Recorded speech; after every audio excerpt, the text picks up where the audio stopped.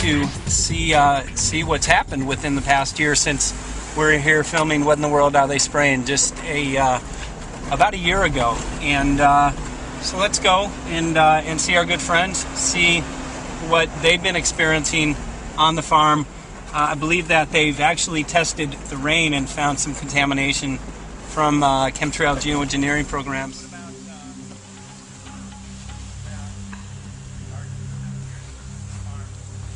Look up here in the sky.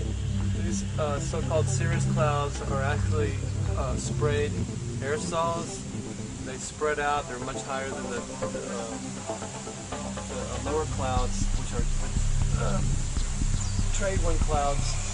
Those puffy ones are actually natural normally. Since we were here last year, how much has this increased? We've had a dramatic increase. We've had maybe a week that I haven't seen in total of intensive spraying over Maui. Mm-hmm. Most of it is done offshore. All our foliage is dry. It's crumbly. It's the driest weather we've had in recorded history in the last 2 years. The plants are suffering, the people are suffering, and it's happening so slow and so incremental that people don't notice. You guys did a couple of tests before, yep. not a couple, but many tests, but since we were here last year, what did you find in the rain? We found abundant aluminum, barium, strontium, and manganese. Those are the things that we actually tested for. Mm-hmm. Those items really shouldn't be in the rainwater. We've been invited to some other farmers from around the area here on Maui. As you can see up in the sky, it looks like we have more aerosols again into the sky. But we met Susie and Randy in town, and they said that they were having some challenges with their yields. We want to find out what the story is. So come along, we'll see what's up. Thanks for having us. Hi, you're welcome. On the farm. Nice This is beautiful. Your home is beautiful. God, your land is beautiful as well. Thank you. Can you take us and kind of walk us through the farm and talk a little bit about? I used to be able to just walk out and just put seeds in the ground and they would grow. And I've tried 3 different moons for planting, and nothing started, like nothing. And I did do some in some trays, and I got about 25% yield in the trays.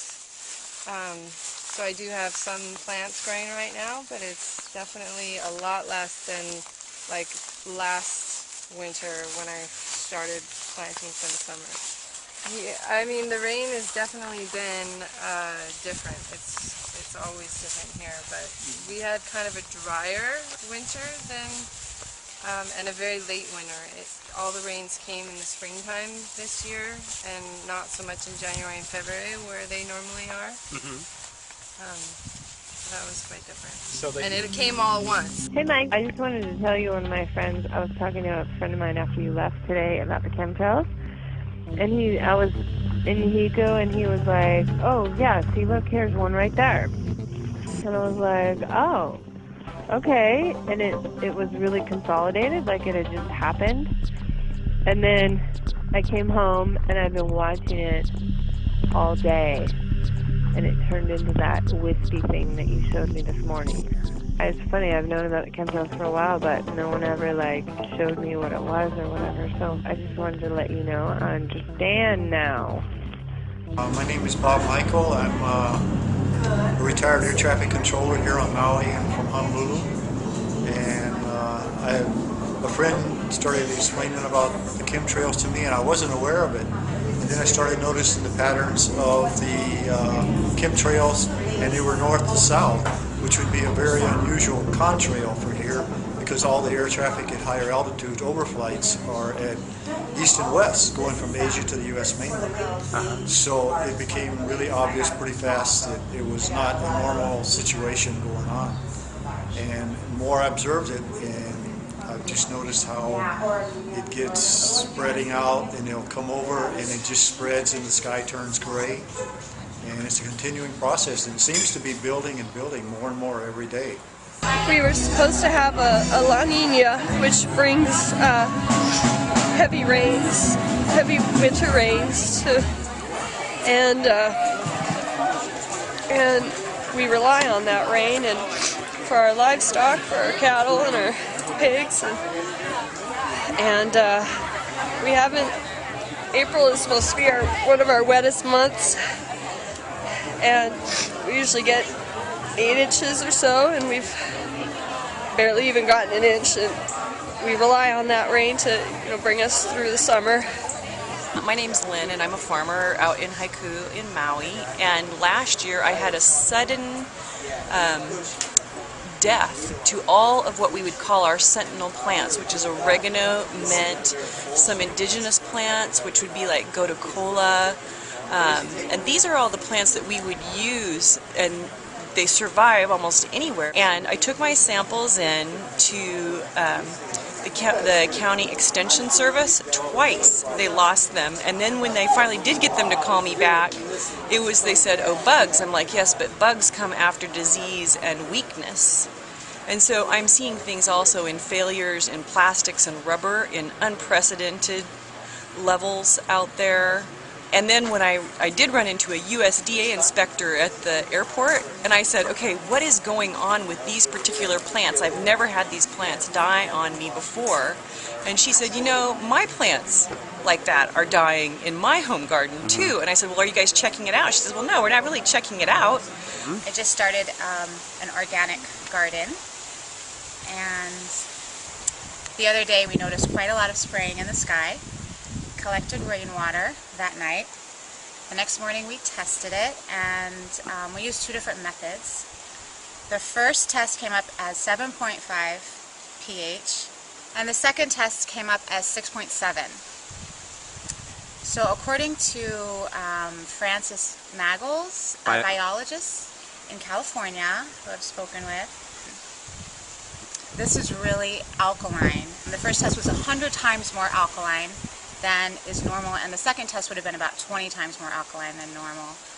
Aloha mai, velina mai nei o kohawai pai aina. Welcome to Truth and Justice. Once again, we are here live. Geoengineering is defined as the artificial modification of the Earth's climate. That includes the ocean, but it also includes our weather. And it's very similar to the GMO seed, also linked into the GMO seed situation that we have here, but it's very similar because we have corporations that want to corporatize things that are natural and organic so that they can gain money and power off of it.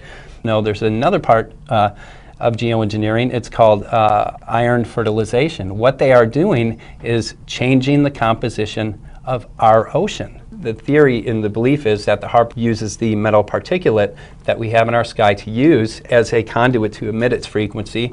What it can do is heat up this metal particulate and literally create high pressure and low pressure systems, and they can steer storms. Barium is a desiccant as well. So typically in Northern California, when the rainstorms come in, it's very common to hear airplanes flying over these clouds. And it's amazing because in the past several years, when the storms typically bring in about 3 inches of rain, now they're getting a 1/4 inch, a 1/2 inch, not much rain. But what we see in the Midwest and on the East Coast is incredible flooding. So what they're doing is sequestering the moisture with these chemicals, and then they're, again, moving jet streams and steering these storms. What it's doing is creating havoc, creating floods.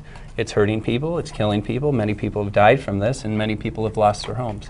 What do you think those people would do if they found out that there might be corporations behind their incredible losses? Let's address some of the lightning that you've been having here on Hawaii. Yes, the lightning, yeah, that was weird. It was pretty weird. All of a sudden, we have a thunderstorm, lightning. Yeah, and aluminum is a conductor. Geoengineer Ken Caldera said there will be winners and losers in geoengineering. That's a gamble. If we decide to do this, that's yes. a real bad gamble on human life. They're very open about this. And let's go back to a statement that geoengineer David Keith made a few short months back. He said, geoengineering gives man godlike power. But we're not. No.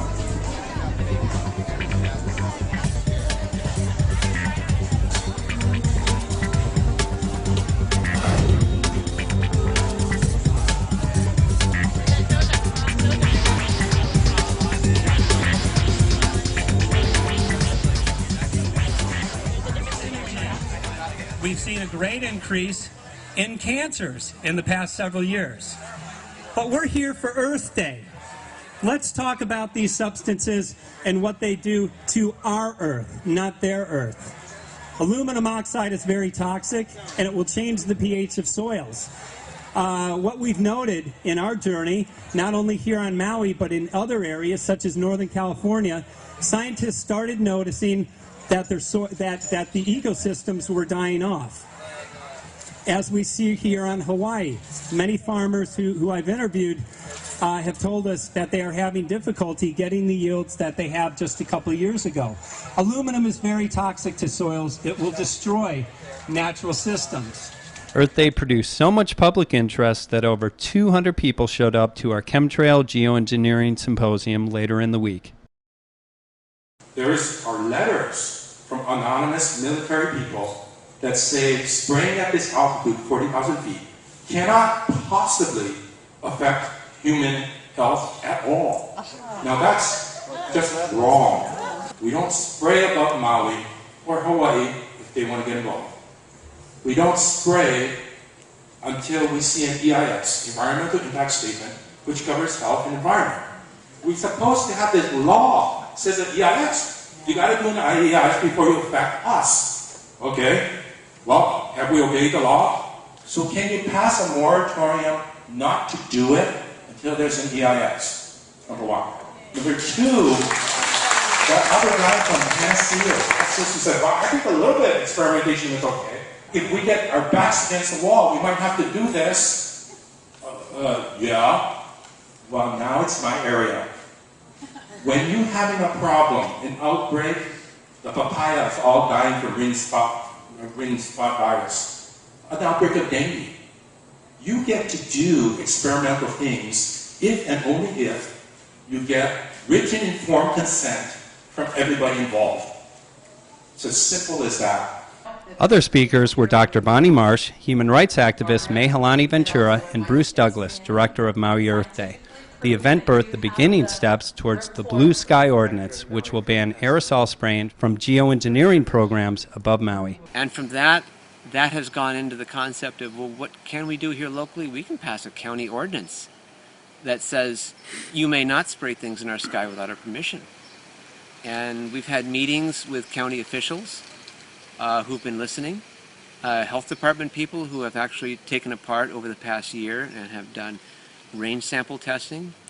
Over a period of a month's time, 2-month period of time, we did range sample testing that conclusively showed aluminum, barium, and strontium in our rainwater, in our water catchment tanks, and it's exploded.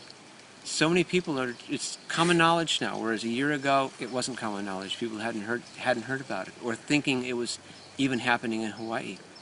But it's really exciting that it's gone from just a few people a year ago to probably thousands of people now who are aware and are ready to take action. This is the end of our Hawaii tour. We're ending it here in beautiful Maui, Hawaii. We've seen profound changes, not only in the amount of aerosols that we see, but also in the awakening.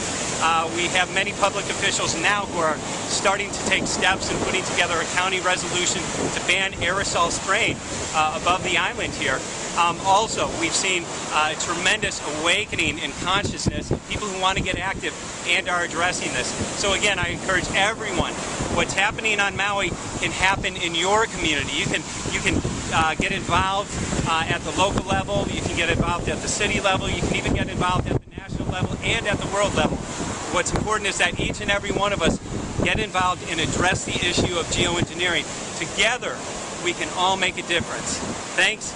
Much love and aloha from Maui, Hawaii. It's coming down to purpose. It's coming down to